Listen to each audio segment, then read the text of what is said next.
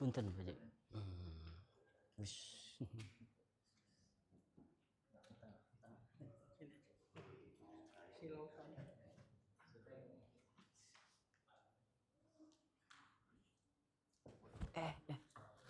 Maaf.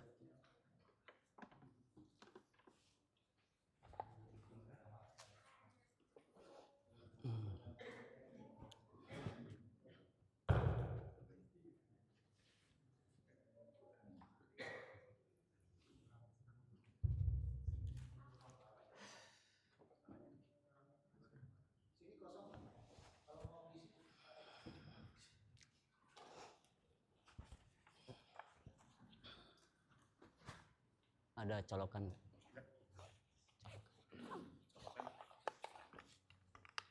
Takut habis baterai. Punten.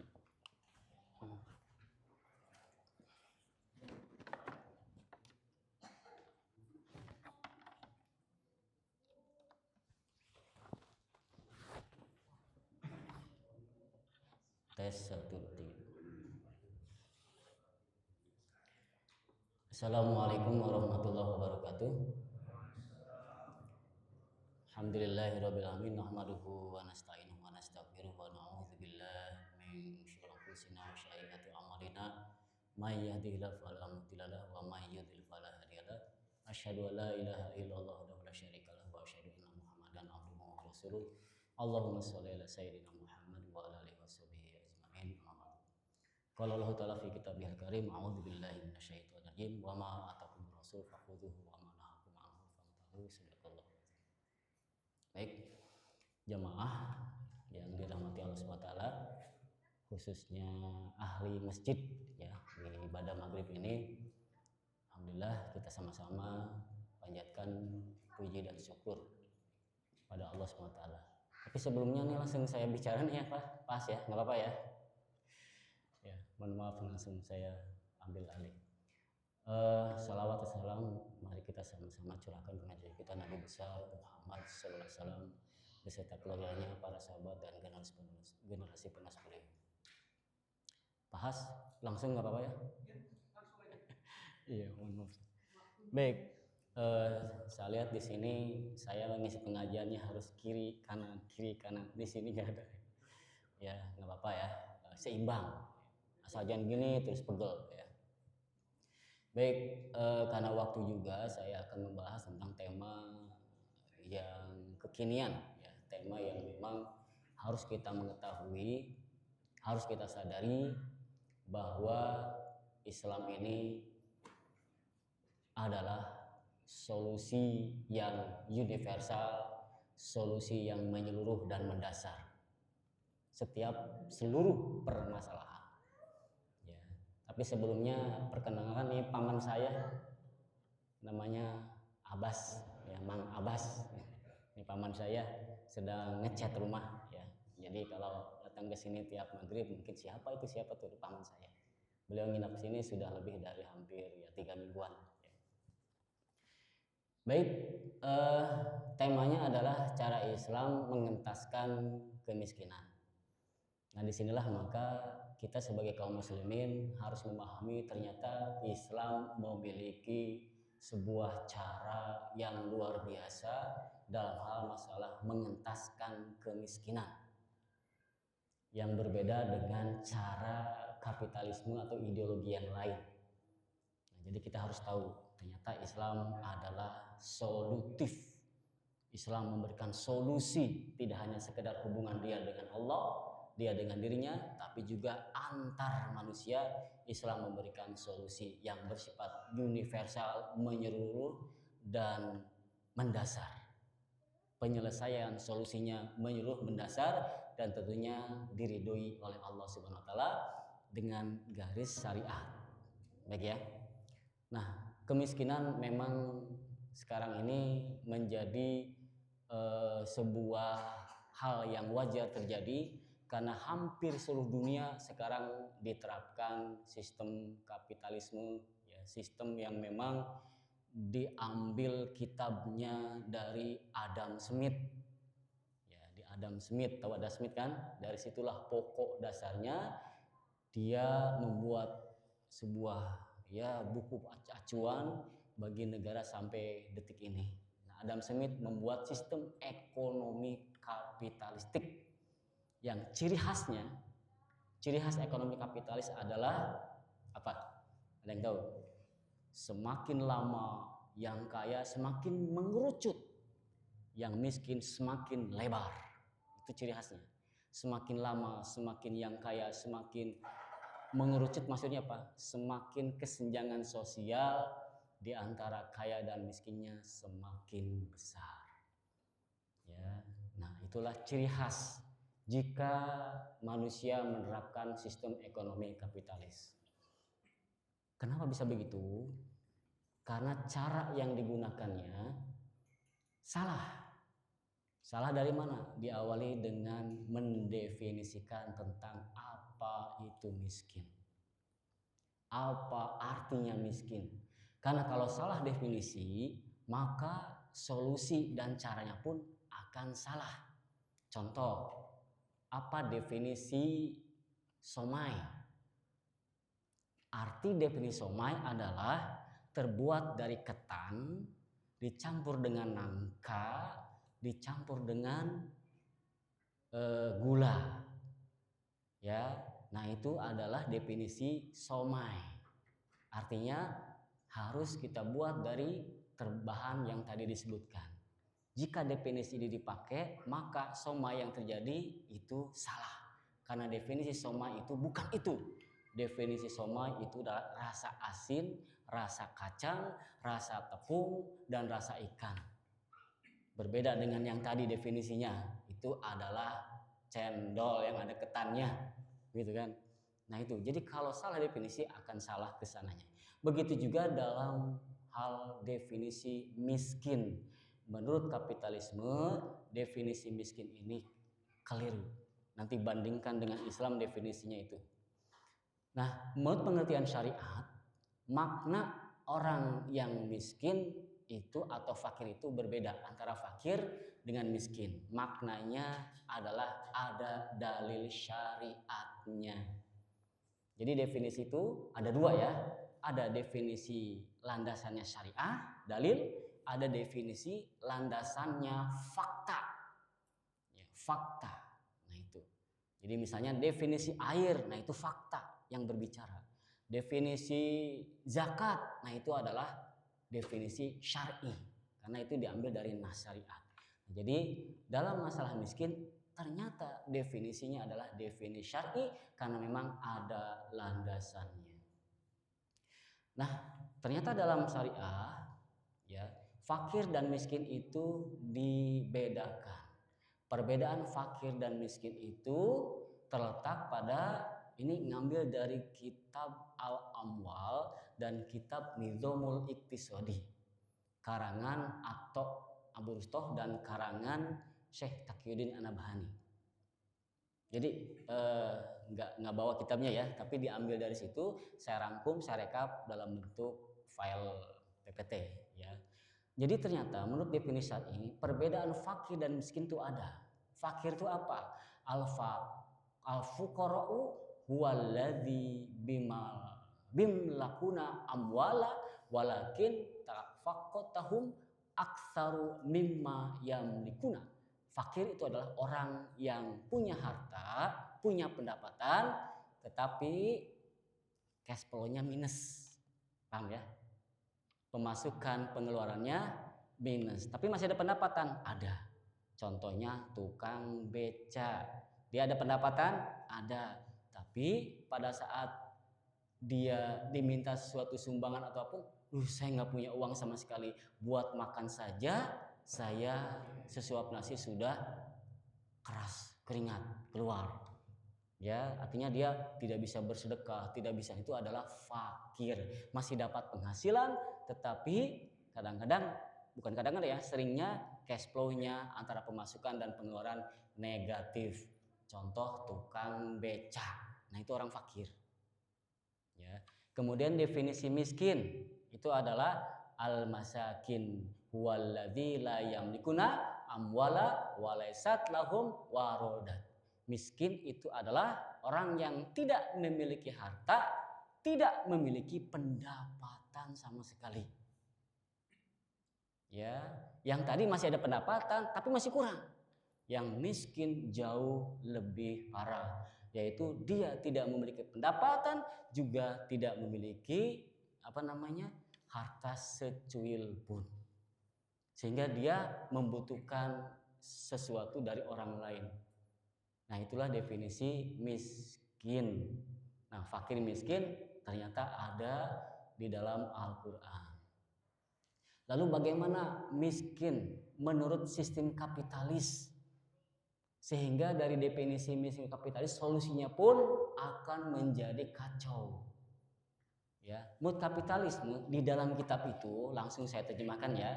Dalam sistem kapitalis kemiskinan itu bersifat relatif. Kemiskinan itu adalah ketidakmampuan memenuhi kebutuhan jasa dan barang. Kesimpulannya, menurut mereka, standar kemiskinan itu bersifat relatif sehingga orang miskin yang ada di Eropa itu berbeda dengan orang miskin yang ada di Afrika. Ya. Menurut di Eropa yang negaranya notabene maju, dia mengatakan orang miskin itu adalah individu yang tidak bisa memenuhi kebutuhan sekunder, TV, HP, sepeda. Nah, itu masih disebut miskin. Sedangkan di Afrika yang jauh lebih boleh dibilang sandang pandangan sudah kurang, dianggap individu yang tidak bisa memenuhi kebutuhan sekunder, TV, HP, sepeda motor dianggap tidak miskin. Ya, jadi standar miskinnya di tiap negara beda-beda. Kalau di Eropa miskin itu adalah punya televisi dianggap miskin, nggak punya televisi dianggap miskin. Di Afrika tidak punya TV masih bisa disebut dengan orang. Jadi berbeda. Karena berbeda inilah maka dia akan terus, karena dianggap miskin, kemiskinan itu dianggap miskin, maka dia akan terus mengeksploitasi negara-negara berkembang.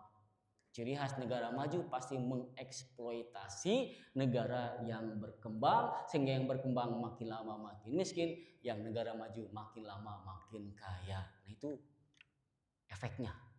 Jadi ini jelas keliru. Ya, menurut kitab ini dijelaskan bahwa kelirunya di mana?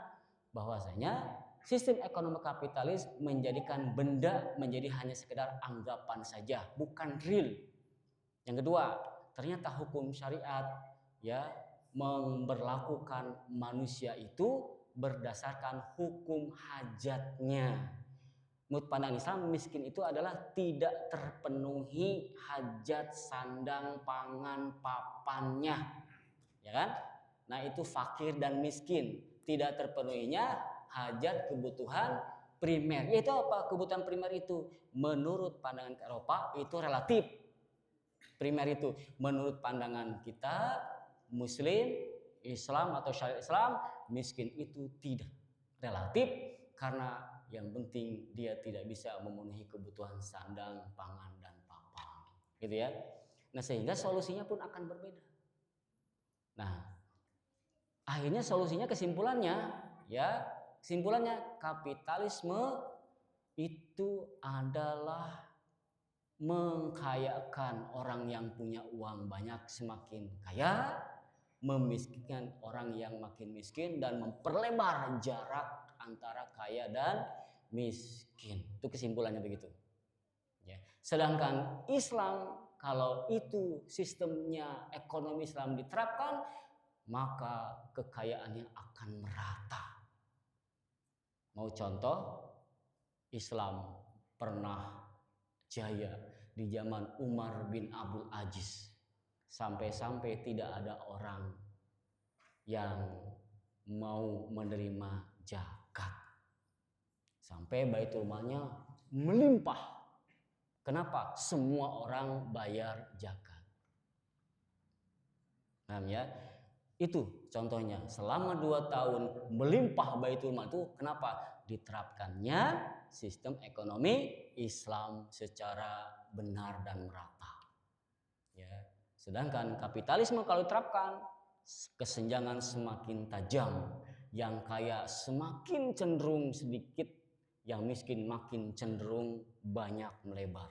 Itulah kalau sistem ekonomi kapitalisme. Contoh sekarang negara Amerika yang mengeksploitasi negara-negara berkembang.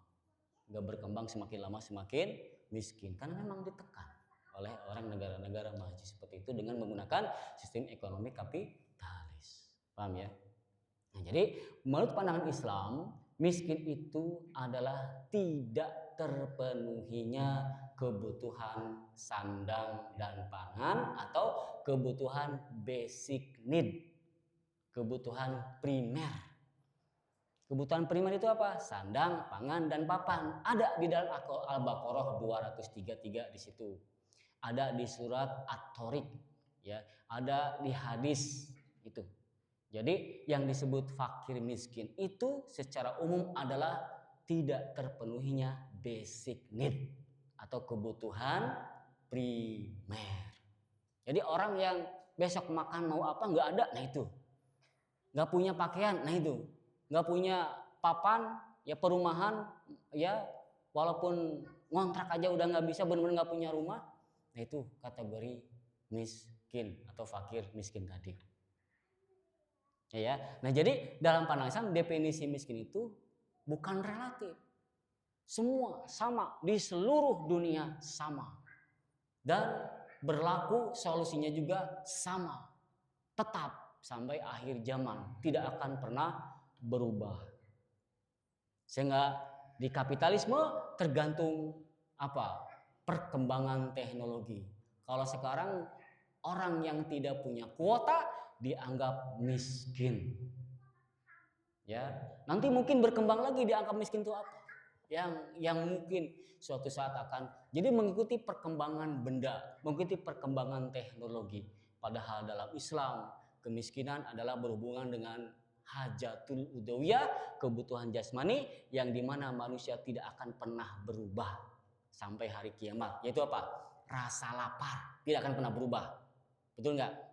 Ya, rasa nyaman tidak akan pernah berubah. Rasa lapar, haus, ya itu tidak akan pernah berubah. Selama manusia tidak pernah berubah rasa lapar dan rasa hausnya, maka hukum Islam juga tetap sampai hari kiamat berlaku.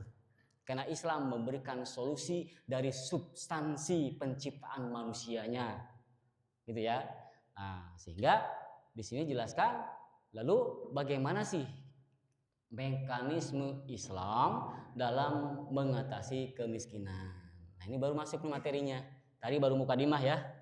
Nah, supaya kita bisa menggarisbawahi kerangka berpikirnya, jangan kita masuk ke kerangka berpikir kapitalistik karena sudah jauh dari nilai-nilai Islam.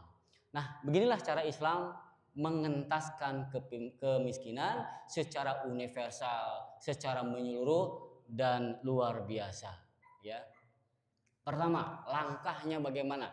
Ya, di dalam setiap individu menurut hukum Islam wajib memenuhi kebutuhannya sendiri dengan bekerja. Jadi ada kewajiban kepada laki-laki yang sudah produktif, sehat badannya, wajib untuk bekerja. Surat Al-Mulk 15, surat Al-Jumu'ah 10, surat Al-Jatsiyah 12. Di situ kita wajib mencari nafkah, khususnya bapak-bapak, laki-laki. Iqbal juga sama, walaupun masih kecil tapi beliau sudah lulus, sudah kuliah, udah balik, wajib menafkahi dirinya sendiri. Ya, jadi ada kewajiban untuk menafkahkan dirinya ya dengan bekerja. Jadi kalau ada orang yang sehat badannya, sehat raganya, sehat pikirannya tapi tidak bekerja, itu kategori dosa. Orang itu tidak mau berusaha. Paham ya? Kecuali orangnya sudah sepuh, udah umur 55 ke atas, udah pensiun, udah tidak terkategori taklif bekerja karena memang sudah sepuh. Kecuali orangnya cacat, ya kan? Nggak bisa bergerak karena tangannya cacat, pinggangnya nyeri cangkeng, udah kena saraf kejepit, kena stroke, kena jantung. Nah, itu sudah tidak kena taklif wajib untuk bekerja. Paham ya? Nah, itu jadi seruan itu harus dibina oleh negara bahwa setiap pemuda, setiap orang laki-laki yang masih produktif, ya, masanya dari mulai ya balik kemudian dia kerja sampai dia mungkin sudah sepuh atau cacat, itu ada kewajiban mencari nafkah. Itu mencari kebutuhannya sendiri dengan bekerja. Bekerja ini tanda kutip ya, bisa bisnis, bisa jadi karyawan, bisa macul. Nah, itu yang penting bisa menghasilkan untuk dirinya sendiri. Wajib ternyata hukumnya. Ditambah lagi dengan hadis, yaitu apa? Hadis dari Baihaqi. Ya, langsung saya terjemahnya ya. Tidaklah seorang di antara kamu makan suatu makanan lebih baik daripada memakan dari hasil keringatnya sendiri. Ya, jadi dari hasil keringatnya sendiri itu jauh lebih baik dibandingkan dengan meminta-minta, dibandingkan dengan pengasih dari orang lain. Yaitu apa? Menghasilkan dari keringatnya sendiri. Kemudian hadis lain, barang siapa pada malam hari merasakan kelelahan dari upaya keterampilan kedua tangannya pada siang hari, maka pada malam itu ia diampuni. Capek nih siang bekerja, capek nih siang habis ngechat misalnya, capek nih habis macul, malamnya Allah mengampuni seluruh dosa-dosanya, insya Allah. Paham ya? Luar biasa ternyata pahalanya itu. Ya, pahalanya bekerja, pahalanya mencari nafkah, pahalanya ya menjadi penjual, pahalanya pokoknya ada usaha, masalah hasil kan diserahkan kepada Allah tergantung dari rizkinya masing-masing. Yang jelas dia melaksanakan itu sesuai dengan kaidah keberhasilan menurut logika manusia. Misalnya membuka pangkas rambut di pinggir jalan, jangan membuka pangkas rambut di tengah sawah atau mulai laku begitu kan. Bukalah sesuai dengan memang biasanya mendatangkan rezeki di situ ya. Nah, sehingga usaha-usaha untuk mendatangkan rezeki itu adalah akan mendapatkan pahala, yaitu malamnya yang lelah akan diampuni dosa-dosa yang lalu. Ini hadis riwayat Ahmad. Kemudian sesungguhnya hadis lain ya, Allah Ta'ala senang melihat hambanya bersusah payah, berlelah-lelah, capek dalam bekerja mencari rizki yang halal. Ingat ya, rizki yang halal Allah lebih menyukai orang ini dibandingkan dengan beribadah, dibandingkan yang itu. Ya, kemudian juga Rasulullah pernah mencium tangan Sa'ad bin Mu'az, dicium. Kenapa? Karena tangan Sa'ad bin Mu'az kasar. Ya, kenapa kasarnya itu? Karena ada ilatnya, yaitu rajin bekerja. Paham ya? Rajin bekerja. Bukan berarti bekerja itu harus macul terus supaya jadi kasar. Nggak begitu. Ini kiasan. Bahwasanya orang yang rajin bekerja, Rasulullah mencium tangannya. Menghargai Rasulullah orang yang rajin bekerja. Bisa bekerja di laptop doang, ini kan jadi lembek tetap. Tapi bukan itu yang dimaksud hadis ini, bukan makna hakiki, tapi makna majazi ya. Bahwasanya bekerja keras, ya banting tulang. Nah, ini juga bekerja banting tulang, apa dibanting tulangnya, bukan begitu. Itu namanya majaz, kiasan. Maksudnya bekerja dengan upaya sekerasnya, malamnya dia capek, dia lelah, itu mendapatkan ampunan di sisi Allah dan sangat dimuliakan oleh Rasulullah SAW. Gitu ya. Jadi luar biasa. Nah, kemudian posisi negara di mana seharusnya memberikan lapangan pekerjaan. Ini yang penting nih, kepada orang-orang yang memang dari segi potensi masih mampu untuk bekerja. Jadi kewajiban negara ada apa? Menyediakan sarana dan kesempatan dalam bekerja. Kalau ingin berbisnis, menyediakan dengan mudah permodalannya, persyaratannya, sarana-sarananya. Tentu tanpa ribawi, pasti dengan cicilan mungkin sepanjang-panjangnya, tapi tanpa ada ribanya, ya kan? Sepanjang-panjangnya dimudahkan, kalau perlu hibah, ya kan? Cuma kalau hibah nanti asal make nggak dipakai bisnis, udah pinjam saja, jauh lebih berpahala. pinjam ke negara tapi tanpa. Nah, negara harus menyediakan itu tanpa bunga, tanpa memberatkan, ya kan? Dilihat dulu bisnisnya gimana. Nah, itu. Negara harus membantu masyarakat yang ingin bisnis. Negara harus membantu apabila dia punya keahlian akunting, harus menyediakan tempat lahan kerja yang berhubungan dengan akunting atau keahliannya masing-masing. Nah, itu adalah tugas imam, tugas khilafah, tugas negara. Yaitu seorang imam adalah pemelihara dan pengatur rakyat. Itu hadisnya. Dan ia akan dimintai pertanggungjawaban atas kepemimpinan terhadap rakyat. Dan juga Rasulullah pernah memberikan 1 dirham kepada orang yang di masjid terus. Dah nih, pakai 1 dirham, setengah dirhamnya untuk dimakan di rumah, setengahnya beli kampak. Nah, Rasulullah posisinya sebagai apa di situ? Sebagai pemimpin yang mengatur urusan rakyat atau pemimpin negara, sehingga di situ ada kewajiban karena hadis itu negara untuk memberikan sarana prasarana dalam bekerja. Ya, jadi tidak ada tuh yang nganggur. Kalau ada yang nganggur, negara harus mikirin gimana caranya biar ada lahan untuk bekerja. Disuruh bisnis, dilatih oleh negara untuk bisnis dengan pelatih-pelatih yang memang handal, misalnya melatih ternak ini, melatih keterampilan bikin prakarya atau apapun, ya, melatih skill terapi dan lain sebagainya. Itu negara kewajibannya memberikan keahlian, ya. Nah, kemudian jika nih individu sudah dikasih lahan untuk bekerja, sudah dikasih modal, masih belum bisa bekerja, berarti individu itu sudah tidak mampu. Tidak mampu ini dalam rangka biasanya karena memang ketidakmampuan dalam berpikir, ketidakmampuan cacat misalnya kan, ketidakmampuan ya memang sudah tidak mampu dilihat dari segi fisiknya, udah tua, udah sepuh, udah pensiun, maka negara menganjurkan dan mendorong karena berdasarkan dalil yaitu Quran Al-Baqarah 233, yaitu langsung terjemahan kan ya, dan kewajiban ayah memberikan makan dan pakaian kepada para ibu dengan cara yang ma'ruf.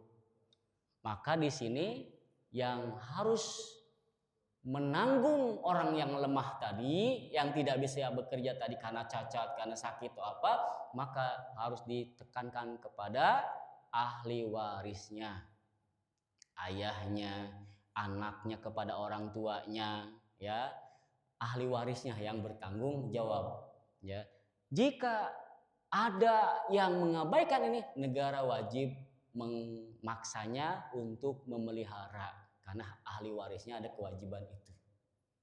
Paham ya? Bapaknya sudah sepuh, maka anak laki-lakinya yang menanggung bapaknya. Ya, misalnya saya sudah sepuh. Nah, Iqbal, saya udah misalnya nggak bisa dapat penghasilan nih, bertanggung jawab terhadap makan sehari-hari sayanya, karena saya sudah tidak mampu lagi memberikan makan. Begitu. Paham ya sini ya? Nah, ini harus ditekan oleh negara. Nah, kemudian jika ahli warisnya pun tidak bisa, tahap selanjutnya apa? Ada tahap-tahap selanjutnya, tidak langsung ujug-ujug. Ada tahap selanjutnya. Ini urutan ya, urutan ada penekanan untuk bekerja. Kalau tidak bisa ahli warisnya yang menafkahi. Kalau tidak bisa juga diambil dari Baitul Mal. Ya, diambil dari mana? Dari Baitul Mal. Pertama adalah pos zakatnya. Ada nggak pos zakatnya nih? Zakat mal, zakat yang lainnya, pokoknya pos zakat itu yang diberikan berdasarkan surat At-Taubah ayat 60. Innamas shadaqatul lil fuqara wal masakin. Gitu kan? Itu zakat kepada fakir dan miskin. Ada posnya ternyata, yaitu salah satu 8 asnaf fakir dan miskin ya. Nah, dari situ diambil posnya. Nah, jadi urutannya tadi apa? Dianjurkan untuk bekerja yang produktif, kalau nggak bisa ahli warisnya, kalau negara harus menyediakan sumber daya infrastruktur, kemudian kalau nggak bisa juga ahli warisnya. Kalau nggak bisa juga diambil dari apa tadi? Pos zakat di Baitul Mal. Makanya pos zakat itu harus dipisah dengan pos kepemilikan umum, pos kekayaan alam, pos minyak itu harus dipisah. Itu kepemilikan umum. Pos zakat harus tersendiri posnya itu. Ya, lemarinya harus tersendiri.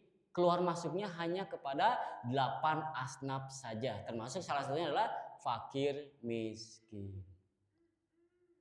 Seandainya pos itu juga habis, nah ada nggak langkah selanjutnya? Ada ternyata. Tenang, nggak usah repot. Ternyata ada solusinya. Yaitu apa? Kewajiban baitul mal dari pos yang lain. Pos yang lain itu apa? Aset kepemilikan umum bisa ngambil dari situ.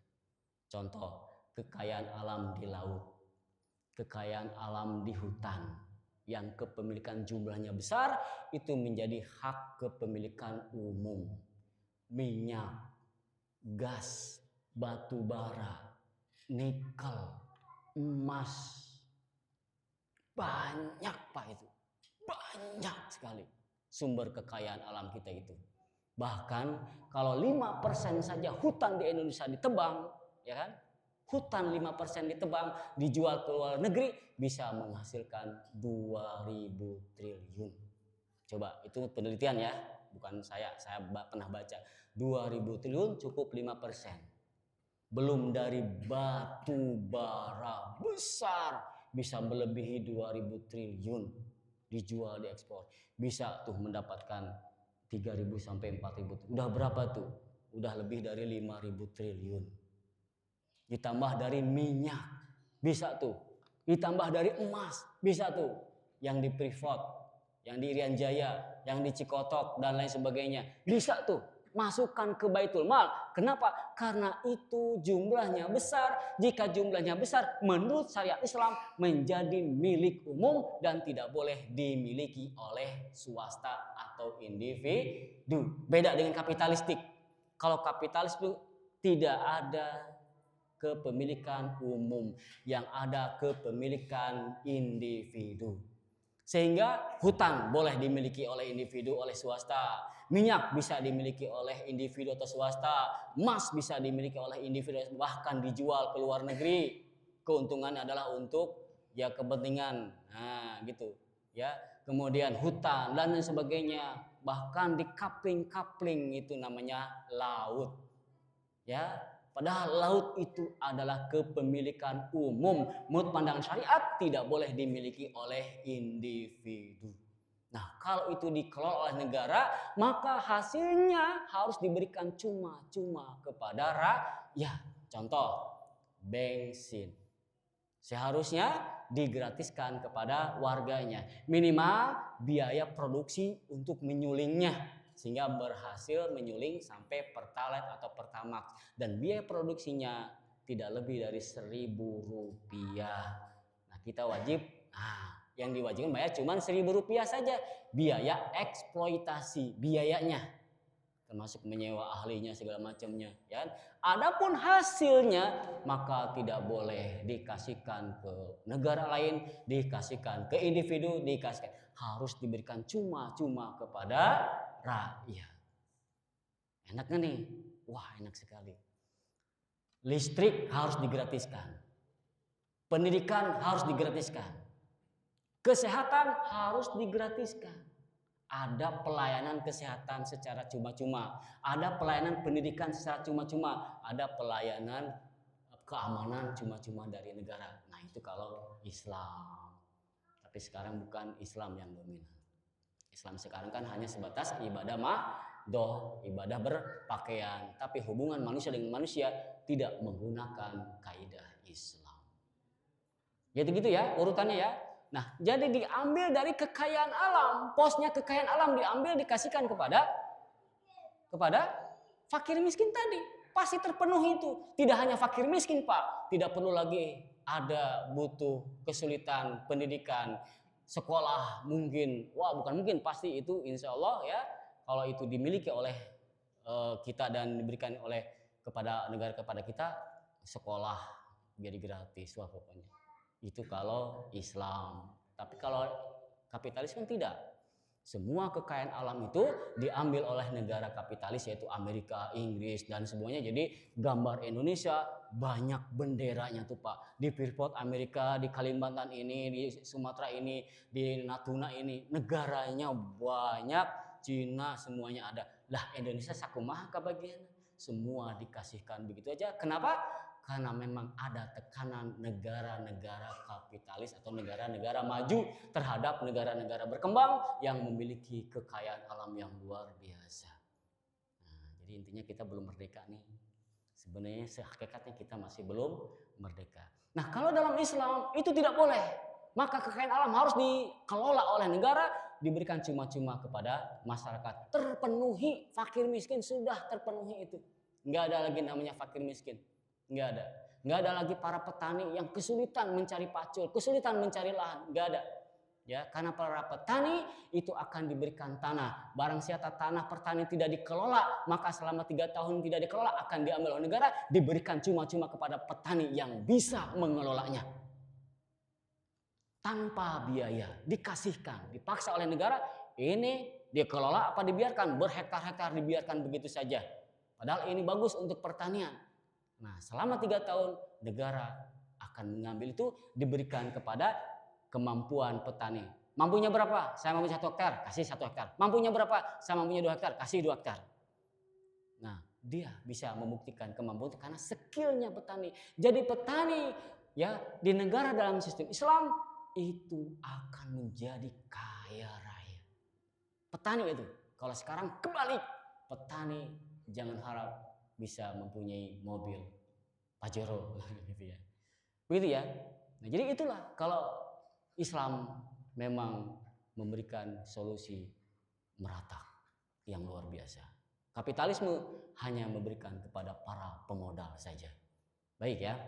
Nah, sehingga di sini kewajiban yang tadi yaitu kewajiban dari Baitul Mal jika pos zakatnya habis.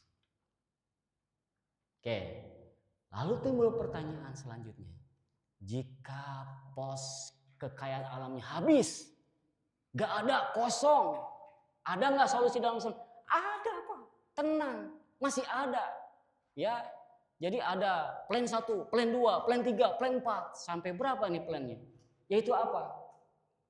Yaitu kewajiban Baitul Mal untuk mengambil orang-orang kaya dalam bentuk doribah. Mirip pajak tapi beda. Doribah hanya diambil kepada muslim yang kaya. Paham ya? Kalau pajak pukul rata. Non muslim, muslim, miskin, kaya pukul rata. Bahkan mungkin orang miskin saja, orang kaya mungkin bisa ngeles karena ngelesin. Ya kan? Gitu. Nah, jadi dalam Islam ada pos yang terakhir, pos doribah. Doribah itu adalah mengambil orang-orang yang dari kaya, ya secukupnya yang dibutuhkan oleh fakir miskin, ya secukupnya. Kalau sudah cukup, cukup, ya. Nah, yang jadi masalah yang disebut orang kaya itu apa? Perlu definisi lagi kan? Definisi orang kaya itu terpenuhinya sandang, pangan, dan papan, dan dia memiliki uang tabungan kelebihan 50 dirham. Tahu 50 dirham berapa? Kali 70.000 coba. Berarti 3,5 juta tabungannya itu sudah dianggap kaya. Sandang sudah terpenuhi, pangan sudah ada, papan sudah penuhi, tabungan ada 3,5 juta. Ada nggak tabungan sini 7,5? Berarti Bapak di sini semuanya kaya. Menurut pandangan siapa? Pandangan Islam. Nah, nanti tuh pada saat kebutuhan Baitul Mal tadi plan 1, 2, 3 sudah nggak ada lagi, kosong, benar-benar kosong, suatu saat Bapak akan diminta. Tolonglah diminta semampunya dan hanya kepada kaum muslimin saja yang kaya, yang definisi kaya tadi. Ya, tentunya akan berbeda-beda penghasilannya. Penghasilan sekian ya sewajarnya, penghasilan sekian ya sewajarnya. Nanti ditabung, dikumpulkan, itu akan diberikan solusi kepada fakir miskin tadi. Luar biasa apa tidak? Ya, luar biasa solusi. Ya, sehingga dalam pandangan Islam orang miskin, orang fakir ya bisa terselesaikan. Dan itu kenapa bisa terselesaikan? Karena cara dan metodenya dengan menggunakan wahyu. Semuanya ada landasan syar'inya. Simpulannya apa?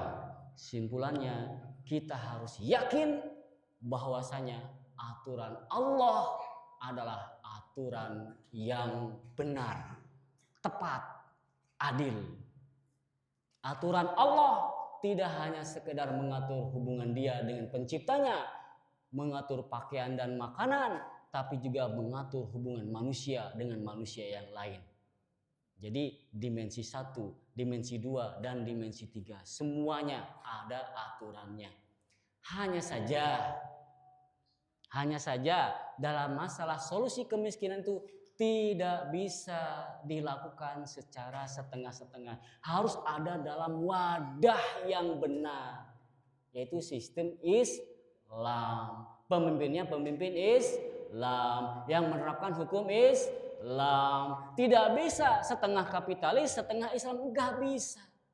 Akan bentrok di situ. Akan tidak sempurna penerapan Islamnya itu. Paham sih? Oke, simpulannya tadi apa? Simpulannya apa? Islam memberikan solusi yang universal, yang menyeluruh, mendasar, selesai. Insya Allah dengan plan A 1, 2, bahkan cukup dengan plan 2 saja sudah selesai. Kalau belum selesai 3, 4, 5 ada kelanjutannya. Sampai yang terakhir menggapai atau mengambil harta doribah dari orang-orang kaya yang muslim. Sedangkan kafir zimmi tidak boleh diambil. Tidak boleh diambil oleh negara kafir zimmi. Hanya kaum muslimin yang kaya saja. Mungkin itu saja, Pak Has. Sudah isya belum? Sudah. Ada yang mau ditanyakan tidak? Udah ajan ya?